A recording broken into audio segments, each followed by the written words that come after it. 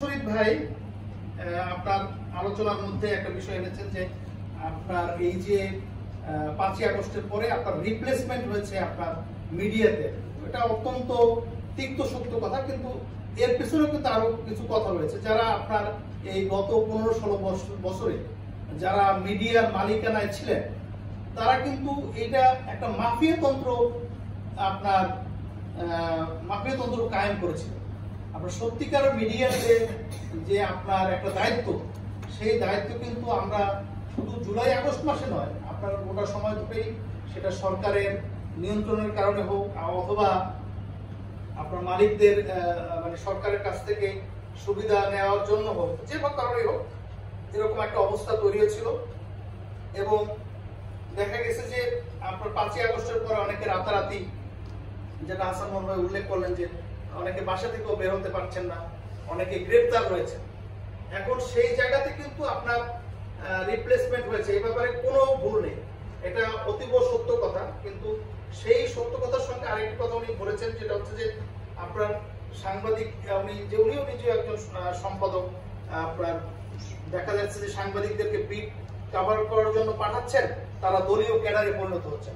দলীয় ক্যাডারে কেন পরিণত হচ্ছেন সেই বিষয়গুলো কিন্তু আপনার এই সংবাদপত্র বা মিডিয়ার যারা মালিকানায় রয়েছেন বা যারা অ্যাডমিনিস্ট্রেশনে রয়েছেন, যারা দায়িত্বে রয়েছেন, গদি ভাই আছেন এখানে, ওনারাও কিন্তু এটা আপনার হ্যান্ডেল করতে পারবেন। এটা আসলে কোন রাজনৈতিক দল করতে পারবে না, তাদের কি করতে হবে, বিশেষ করে আপনার কোন রাজনৈতিক দলের সুপারিশে কাউকে বিটে দেওয়া যাবে না, এটা একটা মানে পরামর্শ বা প্রস্তাবনা হতে পারে। দ্বিতীয়ত যে বিষয়টা আমি বলতে চাই, যেমন আমি আমার ক্যারিয়ারের শুরুতে আমিও সাংবাদিকতায় ছিলাম। আমি জনাব আক্তারুল আলম সাহেব যখন সম্পাদক ছিলেন, উনি আমাকে জিজ্ঞাসা করেছিলেন যে আপনি কি বিট করেন। তো আমি একটি বড় রাজনৈতিক দলের বিট করতাম। উনি আমাকে বললো যে না, ওখানে আমাদের কোনো সাংবাদিক দরকার নেই, আপনি উল্টো পার্টির অপোজিট যে পার্টি ছিল সেই পার্টির বিট করে। আমি রাজনৈতিক দলের নাম ইচ্ছে করেই প্রকাশ করলাম না এখানে। তো আপনার যদি এরকম হয় যে আপনার একজনের ব্যক্তিগত আপনার রাজনৈতিক মতাদর্শ থাকতেই পারে, কিন্তু সে যখন মিডিয়াতে কাজ করবে তার তো দায়িত্ব একেবারে স্পেসিফিক, বা এবং তার সেখানে একটা জব দিতে আছে, একটা প্রফেশনাল ইথিক্স আছে, এবং তাকে সেই নীতির অনুসরণ করতে হবে। সুতরাং সে যে মতাদর্শের তাকেই বিট করতে হবে এরকম এটা কিন্তু কোনো বিষয় না। এবং আপনার এই যে শির উঁচু করে যারা এই আপনার মালিকানায় রয়েছেন, তারা যদি কোনো অবৈধ সুবিধা কোনো রাজনৈতিক দল থেকে না নেয়, তাহলে কিন্তু তারা চাইলে আপনার যে কোনো সত্য তারা প্রকাশ করতে পারে। আরেকটা জিনিস আমি কাদের শরীফ ভাইয়ের সঙ্গে মানে যোগ করতে চাই, যেরকম প্রেস কাউন্সিল আপনার অনেক সময় আপনার তারা অনেক সময় না, মানে এখন পর্যন্ত কোনো ইফেক্টিভ প্রেস কাউন্সিল আমরা পাইনি, এটা আমি ওনার সঙ্গে পুরোপুরি একমত, বা আমি জোর দিয়ে বলতে পারি, এটা কোনো সন্দেহ নেই। পাশাপাশি আপনার অনেক সময় কিন্তু মিডিয়ার মাধ্যমেও আপনার সাধারণ জনগোষ্ঠী বা কোনো ব্যক্তি বা কোনো বিশেষ ভিক্টিমাইজ হতে পারে, সেই ক্ষেত্রে তারাও যাতে প্রতিকার পান সেই ব্যবস্থাটাও কিন্তু থাকা দরকার।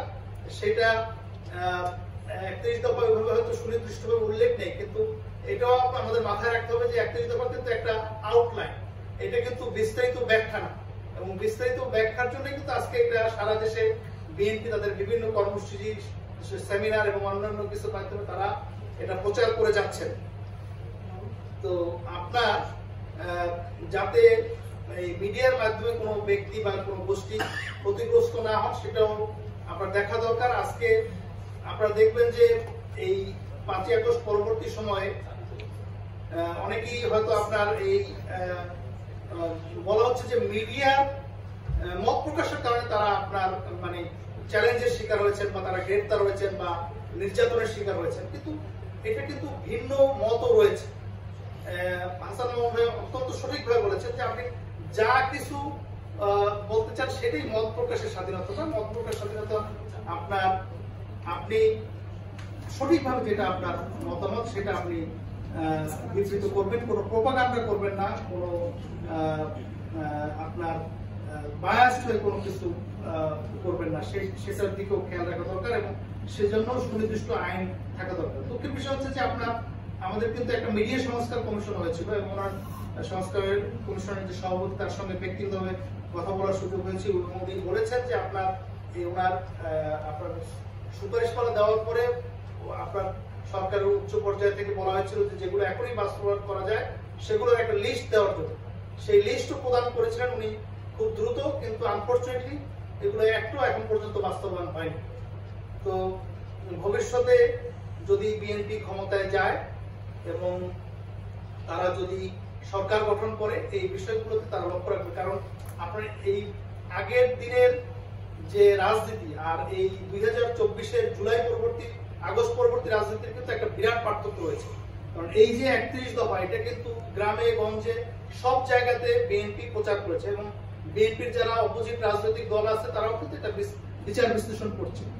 এইখান থেকে যদি বিএনপি কোনো রকমের বিচ্যুত হয় তারা কিন্তু আবারও জনগণ যেভাবে অতীতে গণতন্ত্র বিরোধী যারা শক্তি ছিল তাদেরকে যেভাবে প্রত্যাখ্যান করেছে, বিএনপিও কিন্তু যদি এই 31 দফা থেকে সরে যায় তাদের কিন্তু জনগণের রায় তাদের বিপক্ষে চলে যাবে। সুতরাং বিএনপি যদি জনগণের রায়ে সরকার গঠন করতে পারে, তারা এই যে প্রতিশ্রুতিগুলো তারা এই 31 দফার মধ্যে দিয়েছে সেই জিনিসগুলো তারা বাস্তবায়ন করবে এবং আবু তাহের সাহেব যেটা খুব সঠিকভাবে বলেছেন যে ম্যানিফেস্টোতে যাতে এটা আরো বিস্তারিতভাবে থাকে, ম্যানিফেস্টোতে অবশ্যই এটা বিস্তারিতভাবে আসা প্রয়োজন, কারণ 31 দফাটা একটা আউটলাইন, ক্লিয়ারলি এটা একটা আউটলাইন, এটা তারা কিভাবে বাস্তবায়ন করবেন।